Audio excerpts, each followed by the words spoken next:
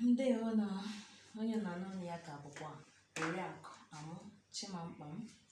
Esi m n'otu ahụ gwara na a na-akpọ Igbo Class World wee pụta, ndị nke bidoro na-abịaghị wee na-akụzi ụmụaka anyị ka esi asụ Igbo na ndị amaghị Igbo chọrọ ịmụta ka esi asụ Igbo.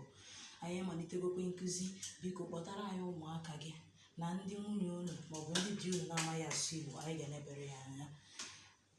Jee na Facebook anyị, like anya, gakwa na YouTube anyị, subscribe or like and share to many people. Biko ka ndị mmadụ akpọtara anyị ụmụ ha. Anyị na-enwekwe so many things anyị na-egosikwe na Facebook ya na YouTube. So what am I trying to say? I'm just telling people that there is a platform that just came out, na Igbo Class World. It's just a group. What they do is teaching our children, our wives, our husbands that cannot speak Igbo or that cannot write nor read Igbo, how to do that.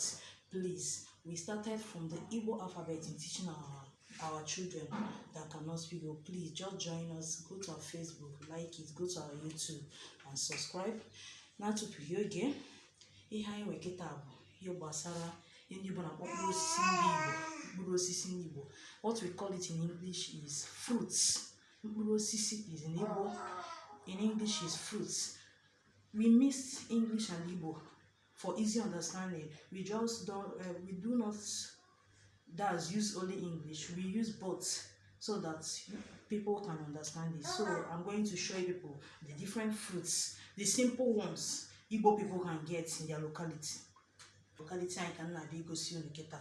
Ya ga-enwetenwu na gburugburu. Locality bụ gburugburu ebe anyị bi. Ndị Igbo ga-enwetenwu onye aka anyị ga-egosi unu. Nke onye ọbụla nwere ike igosi ngwazi unu mkpụrụ osisi ahụ na-aba na ndụ ndị Igbo, na-arụ anyị. Ọ bụrụ sọsọ na ndị Igbo, mana ihe anyị maka na anyị na-ekwu maka ndị Igbo. M ga-asị unu nọ na ndụ ndị Igbo. Mkpụrụ osisi anyị kwesịrị ịdị na-eri nke na-adị ọfụma, onye ọbụla ga-enwetenwu. So I'm going to start now. So that's it. This is banana. We all know that this is banana.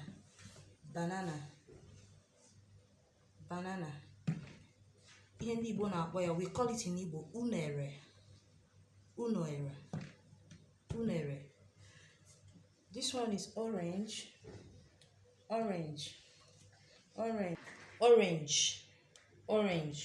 What we call this in Igbo is oroma. Ya ka anyị na-akpọ ya n'Igbo, oroma. Orange, oroma. Ya ka a na-akpọ ya. This one is mango. See, mango.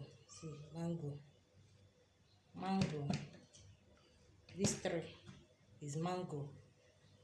Mkpụrụ osisi atọ a bụ mango, mana in Igbo we call it mangoro or mangoro. Ndị na-asụ Olonde, that's their mother tongue. When they na-akpọ ya mangoro, so hanchaka will feel that arrow, they will not put L. Some people will put R, some people will put, so you see the same thing, mangolo or mangoro. That's what we call it in Igbo, but in English they call it mango. This one is pear.